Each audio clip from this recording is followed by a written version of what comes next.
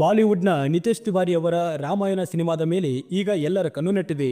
ಇತ್ತೀಚೆಗಷ್ಟೇ ರಿಲೀಸ್ ಆದಂಥ ರಾಮಾಯಣ ಭಾಗ 1ರ ಮೊದಲ ಗ್ಲಿಂಪ್ಸ್ ಸಿನಿಪ್ರಿಯರನ್ನ ಥ್ರಿಲ್ ಮಾಡಿತ್ತು. ರಾಮಾಯಣ ಭಾಗ 1ರ ಶೂಟಿಂಗ್ ಮುಕ್ತಾಯವಾಗಿದ್ದರೂ ಅದು ತೆರೆ ಕಾಣುವುದು ಮುಂದಿನ ವರ್ಷದ ದೀಪಾವಳಿ ಹಬ್ಬದಂದು. ಅಂದರೆ 2026ರ ದೀಪಾವಳಿಯ ಪ್ರಯುಕ್ತ ರಾಮಾಯಣ ಭಾಗ 1 ತೆರೆ ಕಾಣಲಿದೆ. ಈ ಮಧ್ಯೆ ಈ ಚಿತ್ರದ ಕಲಾವಿದರ ಸಂಭಾವನೆಯ ಕುರಿತು ಚಿತ್ರರಂಗದಲ್ಲಿ ಸಾಕಷ್ಟು ಚರ್ಚೆಗಳು ನಡೆಯುತ್ತಿವೆ. Bloody sweet. ಇವತ್ತು ನಾವು ಮಾತನಾಡುತ್ತಿರೋದು ಭಾರತೀಯ ಸಿನಿಮಾದ ಅತಿ ದೊಡ್ಡ ಪ್ರಾಜೆಕ್ಟ್ ಆಗಿ ಬರುತ್ತಿರುವ ರಾಮಾಯಣ ಸಿನಿಮಾದ ಬಗ್ಗೆ. ಈ ಸಿನಿಮಾ ಅಷ್ಟು ದೊಡ್ಡ ಮಟ್ಟದಲ್ಲಿ ತಯಾರಾಗ್ತಿದೆ ಅಂದರೆ ನಟರಿಗೆ ಕೊಡಲಾಗುತ್ತಿರುವ ಸಂಭಾವನೆ ಕೂಡ ಭಾರಿ ಮಟ್ಟದಲ್ಲಿದೆ. ಹಾಗಿದ್ರೆ ಯಾರಿಗೆ ಎಷ್ಟು ಸಂಭಾವನೆ ಸಿಕ್ಕಿದೆ ಅಂತ ಈ ವಿಡಿಯೋದಲ್ಲಿ ತಿಳಿದುಕೊಳ್ಳೋಣ. ಶ್ರೀರಾಮನ ಪಾತ್ರದಲ್ಲಿ ರಣಬೀರ್ ಕಪೂರ್. ರಾಮನ ಪಾತ್ರದಲ್ಲಿ ನಟಿಸುತ್ತಿರುವ ರಣಬೀರ್ ಕಪೂರ್ ಅವರಿಗೆ ಪ್ರತಿ ಭಾಗಕ್ಕೆ 75 ಕೋಟಿ ಸಂಭಾವನೆಯನ್ನು ಕೊಡಲಾಗಿದೆ. ಅಂದರೆ 2 ಭಾಗಗಳು ಸೇರಿ ಅವರಿಗೆ 150 ಕೋಟಿ ರೂಪಾಯಿ ಸಂಭಾವನೆಯನ್ನು ನೀಡಲಾಗಿದೆ. ಇದು ಅವರ ಸಿನಿಮಾದ ಬದುಕಿನ ಅತಿ ದೊಡ್ಡ ಪ್ಯಾಕೇಜ್ ಆಗಿದೆ. ರಾವಣನ ಪಾತ್ರದಲ್ಲಿ ರಾಕಿಂಗ್ ಸ್ಟಾರ್ ಯಶ್. KGF ಮೂಲಕ ದೇಶವನ್ನೇ ಗೆದ್ದ ನಟ ಯಶ್ ಈಗ ರಾವಣನ ಪಾತ್ರದಲ್ಲಿ ನಟಿಸುತ್ತಿದ್ದಾರೆ.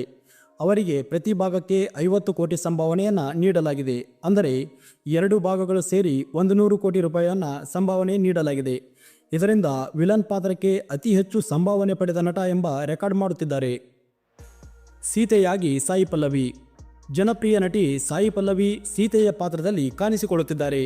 ಅವರಿಗೆ ಪ್ರತಿ ಭಾಗಕ್ಕೆ 6 ಕೋಟಿ ಅಂದರೆ ಒಟ್ಟು 12 ಕೋಟಿ ಸಂಭಾವನೆಯನ್ನು ಕೊಡಲಾಗುತ್ತಿದೆ. ಸಾಮಾನ್ಯವಾಗಿ ಅವರು ತಮ್ಮ ಹಿಂದಿನ ಸಿನಿಮಾಗಳಲ್ಲಿ 2 ರಿಂದ 3 ಕೋಟಿ ರೂಪಾಯಿ ಸಂಭಾವನೆಯನ್ನು ಪಡೆಯುತ್ತಿದ್ದರು. ಹೀಗಾಗಿ ಇದು ಅವರ ಸಿನಿ ಜೀವನದಲ್ಲಿ ಅತಿ ದೊಡ್ಡ ಪ್ರಾಜೆಕ್ಟ್ ಆಗಿದೆ. ಹನುಮಾನ್ ಪಾತ್ರದಲ್ಲಿ ಸನ್ನಿ ಡಿಯೋಲ್. ಬಾಲಿವುಡ್ನ ಆಕ್ಷನ್ ಕಿಂಗ್ ಆಗಿರುವಂಥ ಸನ್ನಿ ಡಿಯೋಲ್ ಹನುಮನ ಪಾತ್ರದಲ್ಲಿ ನಟಿಸುತ್ತಿದ್ದಾರೆ. ಅವರಿಗೆ ಪ್ರತಿ ಭಾಗಕ್ಕೆ 20 ಕೋಟಿ ಅಂದರೆ 2 ಭಾಗಗಳು ಸೇರಿ 40 ಕೋಟಿ ರೂಪಾಯಿ ಸಂಭಾವನೆಯನ್ನು ಕೊಡಲಾಗುತ್ತಿದೆ. ಈ ಪಾತ್ರವು ಅವರ ಸಿನಿಮಾ ಕೆರಿಯರ್ನಲ್ಲಿ ಒಂದು ವಿಶೇಷ ಪಾತ್ರ ಆಗಲಿದೆ ಎಂದು ಹೇಳಿಕೊಂಡಿದ್ದಾರೆ. ಲಕ್ಷ್ಮಣನ ಪಾತ್ರದಲ್ಲಿ ರವಿ ದುಬೆ. ಟಿವಿ ತಾರೆಯಾದಂಥ ರವಿ ದುಬೆ ಲಕ್ಷ್ಮಣನ ಪಾತ್ರದಲ್ಲಿ ನಟಿಸುತ್ತಿದ್ದಾರೆ. ಅವರಿಗೆ 2 ರಿಂದ 4 ಕೋಟಿ ರೂಪಾಯಿವರೆಗೆ ಸಂಭಾವನೆಯನ್ನು ಕೊಡಲಾಗುತ್ತಿದೆ. ಇದು ಅವರ ಸಿನಿಮಾ ಬದುಕಿನ ಅತಿ ದೊಡ್ಡ ಪ್ಯಾಕೇಜ್ ಆಗಿದೆ.